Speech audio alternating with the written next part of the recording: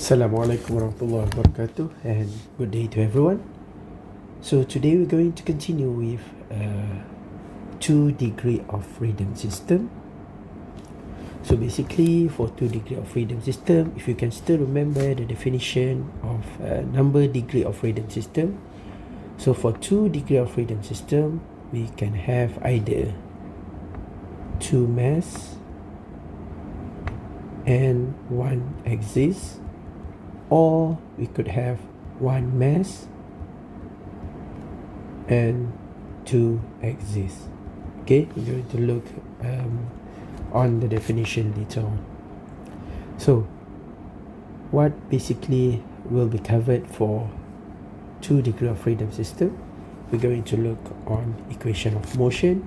So if you can still remember equation of motion, so we start with free body diagram, right? And then normally for equation of motion, we have write the equation of motion, we need to write it in matrix form.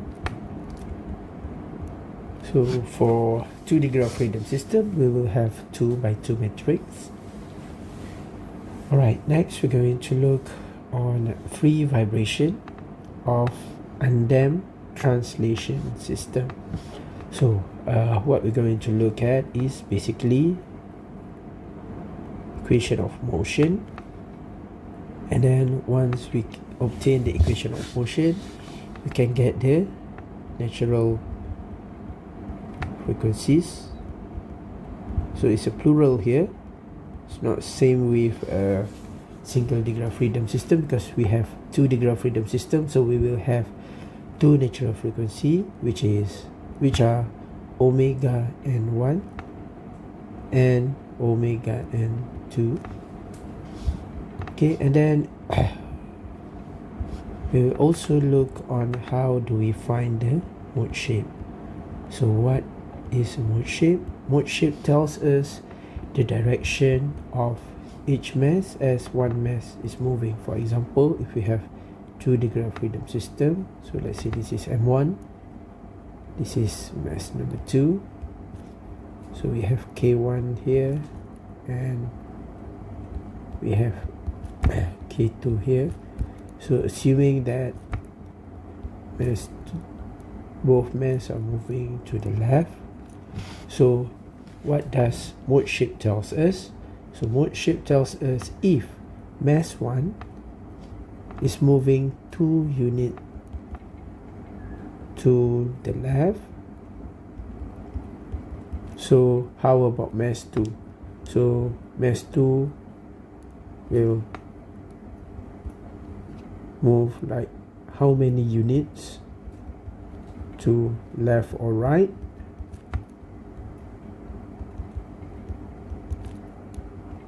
Okay, so mode shape tells us if, let's say, mass 1 is moving 2 units to the left, so what will happen to mass 2? Will it move to the left or to the right, and how many units? Okay, alright. And I would like to remind you guys, in order for us to find natural frequencies, it is not the same with single degree of freedom system.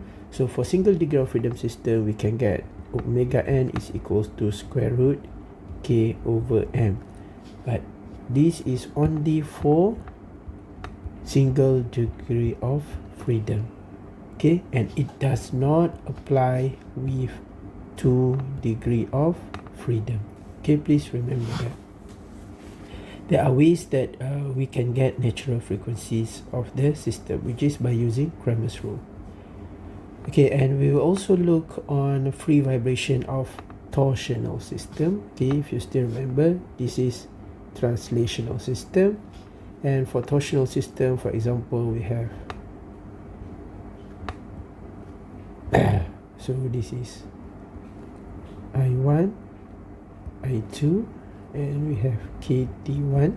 Okay, we have shaft here, so let's say moving at theta 1, and this one also rotate at theta 2. Okay, so this is torsional system. Okay, we're going to look at it later on. And then what will also be covered is coupling coordinate.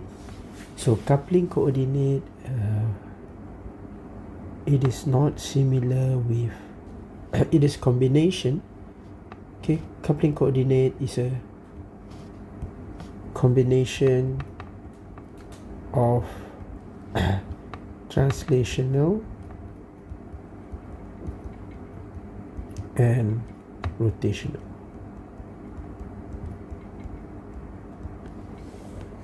Okay, so for example, like this, you have K1, K2, and this is mass 1, and if you can see here, it is a bit slanting, so it have a theta. Okay, so there are single mass, which is M, and there are two direction or exit, which is at vertical, K1, K2, and another one is rotation, theta. Alright, so that is basically what will be covered for 2 degree of freedom system. Alright, moving on. So what are 2 degree of freedom system? 2 degree of freedom system is defined as a system that requires 2 independent coordinates to describe their motion. So if we consider the motor pump shown in figure 3.1, so the vertical displacement of the system and the angular coordinate denote the rotation of the mass about its center of gravity. So basically these are the coupling coordinate. So for example, we can simplify this, all of this here, as one single mass. Okay, and as as the mass is located on a base with spring here, so there is a tendency that the mass will not only vibrate on vertical direction up and down, but it will also rotate. It will also rotate due to longer span here.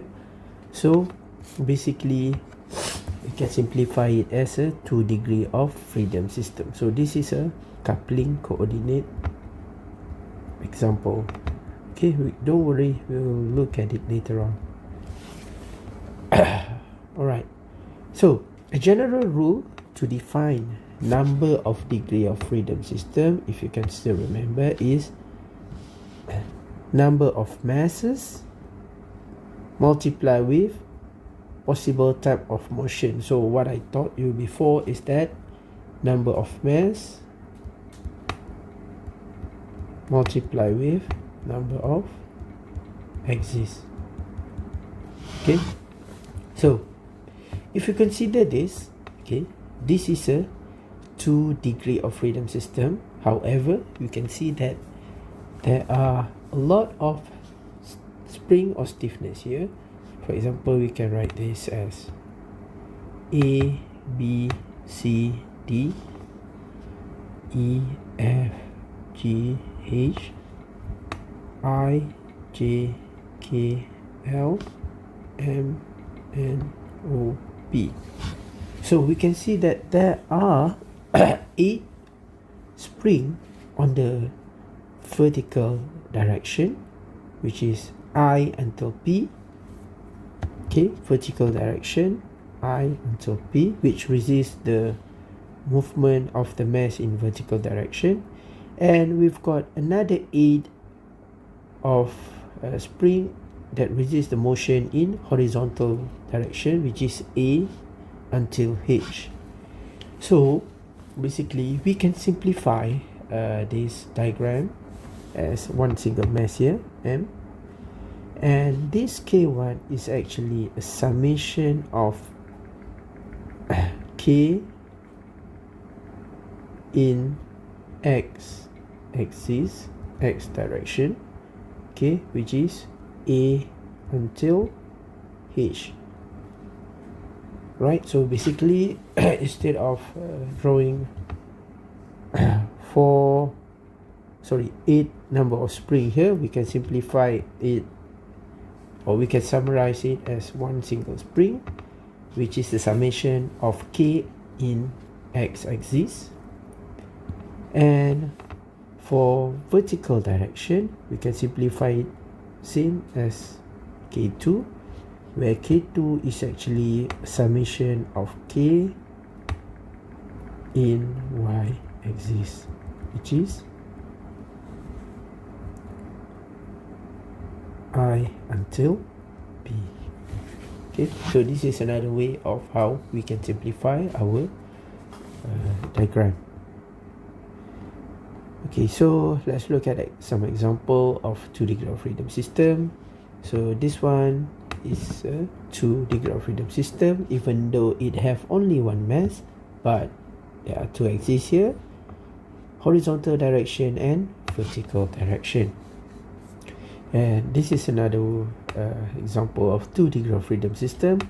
We have 2 mass here, but we only have one single axis, which is the horizontal direction.